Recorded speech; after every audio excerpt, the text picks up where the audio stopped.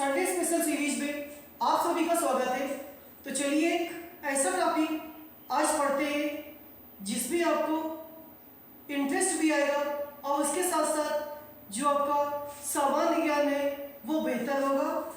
Topic आपका है, हम लोग पढ़ेंगे सुभाष चंद्र बोस जी के विषय में। किसके विषय में पढ़ेंगे?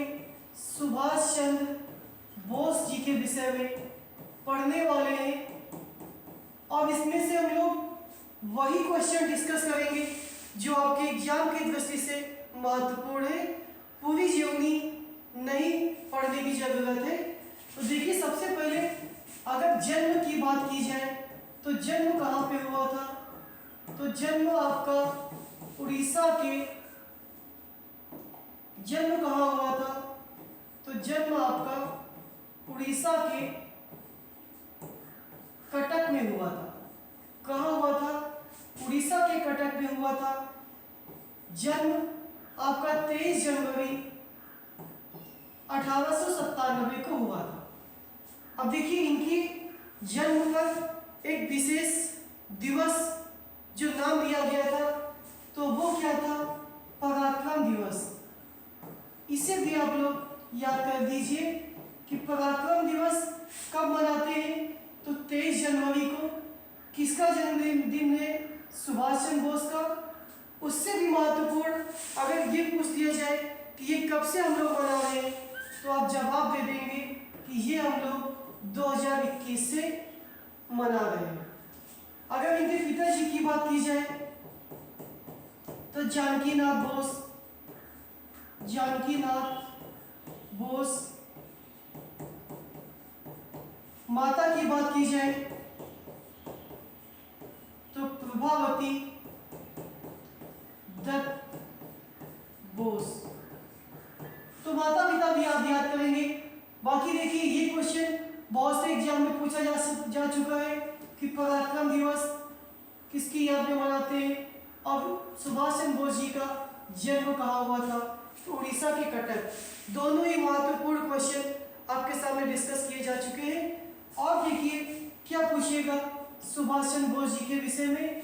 इन्होंने आईसीएस की परीक्षा 4थी रैंक में उत्तीर्ण की थी। ये बात आप लोग याद करेंगे। सेकेंड पॉइंट क्या बताया कि जो आईसीएस की परीक्षा होती थी ये परीक्षाएं देने कहाँ गए थे? लंदन में गए थे। और जो इनकी रैंक थी, रैंक आप लोग याद कर लीजिए कि 4थी रैंक में ये परीक्षा उत्तीर्ण की थी। बहुत ही महत्वपूर्ण उपलब्धि थी इनके लिए, लेकिन इन्होंने अंग्रेजों की नौकरी करना उचित नहीं समझा और फिर आके ये भारत में इनके राजनीतिक गुरु पूछ दिए जाते हैं।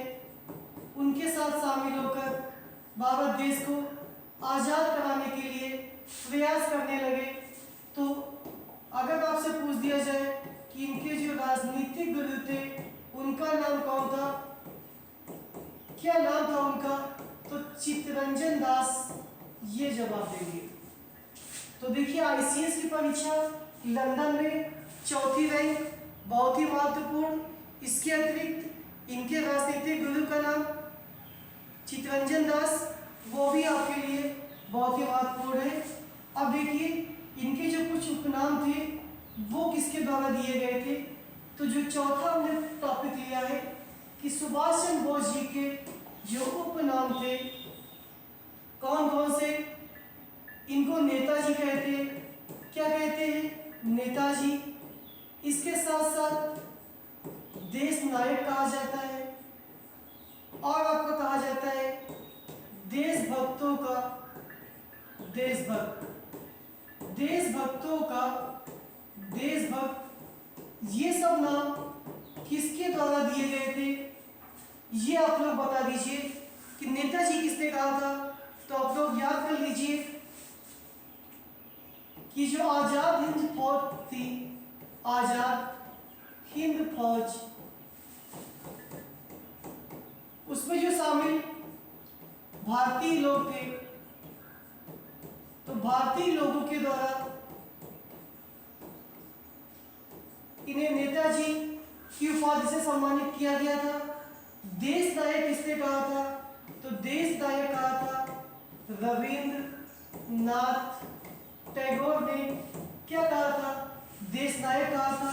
और देशभक्तों का देशभक्त, ये उपाधि इनको महात्मा गांधी जी द्वारा दी गई। तो महात्मा गांधी जी ने इनको देशभक्तों का देशभक्त कहा था। तो ये चारों प्रश्न आपके लिए बहुत ही महत्वपूर्ण। नेताजी याद कर लेंगे, इसके साथ साथ देश नायक याद कर लेंगे और देशभक्तों का देशभक्त याद कर लेंगे।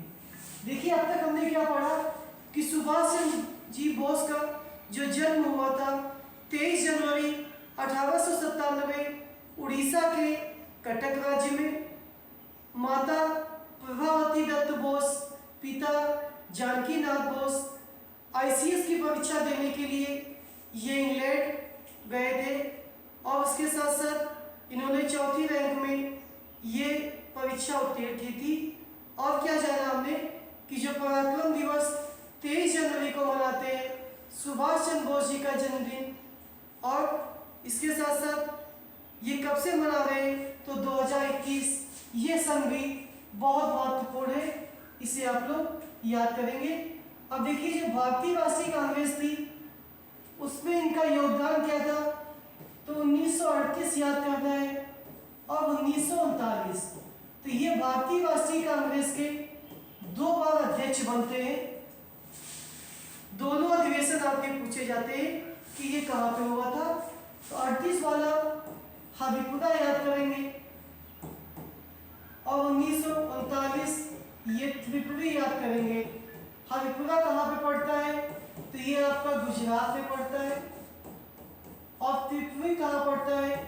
तो ये आपका मध्य प्रदेश में पड़ता है। कहाँ पड़ता है? मध्य प्रदेश। देखिए ये वाला अधिवेशन मोस्ट इंपॉर्टेंट हो जाता है क्योंकि ये कहा जाता है कि भारतीय राष्ट्रीय कांग्रेस का पहला अधिवेशन जिसके लिए चुनाव हुआ था तो वो आपका त्रिपुरी अधिवेशन था। तो इसमें सुभाष चंद्र बोस जी ने जो गांधी समर्थित पट्टा बसित रमैया थे, इनको इन्होंने इस इलेक्शन में हराया था। लेकिन गांधी जी से मतभेद हो जाने के कारण इन्होंने अपना पद छोड़ दिया था। और इसके बाद अध्यक्ष कौन बने थे? तो राजेंद्र प्रसाद बने थे। ये प्रश्न भी पूछे गए हैं आपके एग्जाम में, इसे भी याद करेंगे कि वो कौन सा अधिवेशन था जिसके लिए चुनाव कराने की जरूरत पड़ी। तो त्रिपुरी अधिवेशन कहाँ पड़ता है? तो मध्य प्रदेश में। किसको हराया था? पट्टा बसित रमैया को। जब इन्होंने अध्यक्ष पद से त्यागपत्र दे दिया था तो पुनः अध्यक्ष कौन बना था? तो पुनः अध्यक्ष डॉक्टर राजेंद्र प्रसाद जी बने थे। इसके अतिरिक्त और क्या पूछ सकता है सुभाष चंद्र बोस जी के विषय में? तो क्वेश्चन नंबर 6 पे आते हैं और क्या पूछेगा आपसे कि जो फॉरवर्ड ब्लॉक की स्थापना किसने की थी? तो फॉरवर्ड ब्लॉक की स्थापना सुभाष चंद्र बोस जी द्वारा की गई थी। एक ये महत्वपूर्ण प्रश्न, किसने की थी? तो सुभाष चंद्र बोस ने फॉरवर्ड ब्लॉक की स्थापना की थी। 7वां प्रश्न क्या बनता है? तो 7वें में आप लोग जानेंगे इनके द्वारा एक पुस्तक लिखी गई थी, क्या नाम था उसका? Indian struggle. ये भी आप लोग याद करेंगे। इसके अतिरिक्त इन्होंने जो महिला सैनिक का जो गठन किया था, उस सैनिक या उस टुकड़ी का नाम क्या था? तो उस टुकड़ी का नाम आप लोग याद करेंगे कि रानी झांसी रेजिमेंट था। तो रानी झांसी रेजिमेंट, तो ये क्या चीज थी? तो सुभाष चंद्र बोस जी द्वारा एक महिला सैनिक का गठन किया गया था, उसका नाम इन्होंने रानी झांसी रेजिमेंट दिया था। 10 बातें बताएंगे महत्वपूर्ण आपको जो सुभाष चंद्र बोस से संबंधित है। तो समझ रहे होंगे कि कितनी इंपॉर्टेंट क्लास है। 9 नंबर पे बताएंगे कि गांधी जी को इन्होंने क्या कहा था? तो राष्ट्रपिता कहा था। गांधी जी को राष्ट्रपिता किसके द्वारा कहा गया था?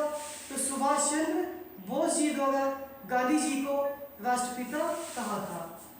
10वां और महत्वपूर्ण जो आपका टॉपिक है कि इनके जो इन्होंने स्टेटमेंट दिया था, जैसे कि दिल्ली चलो, ये किसका है? सुभाष चंद्र बोस का, बहुत एग्जाम में पूछा जाता है। जय हिंद, ये भी आपका बहुत पूछा जाता है। इसके साथ साथ तुम मुझे खून दो, तुम मुझे खून दो, मैं तुम्हें आज़ादी दूंगा, ये किसका है? मैं तुम्हें आज़ादी दूंगा। तो ये 3 स्टेटमेंट किसके द्वारा दिए गए थे? तो सुभाष चंद्र बोस जी के द्वारा। तो देखिए 10 महत्वपूर्ण बातें जो किसी भी एग्जाम के लिए महत्वपूर्ण हो सकती है। और इसके साथ साथ आपको एक लास्ट में सूचना दे देते हैं। सूचना ये है कि जैसे कि भिन्न भिन्न वनडे एग्जाम के लिए साइंस की सीरीज चल रही है, इन्वायरमेंट की सीरीज चल रही है, उसके बाद मैथ की भी सीरीज चल रही है। तो ये सभी सीरीज आपकी परीक्षा के लिए उपयोगी है। और आप लोग जान लीजिए कि 6:30 बजे डेली सर 6:30 बजे आपकी इन्वायरमेंट की क्लास आती है, 11 बजे आपकी साइंस की क्लास और 2 बजे आपका मैथ के टॉपिक क्लियर किया जाता है। तो आप लोग इस सीरीज का लाभ उठाते रहे।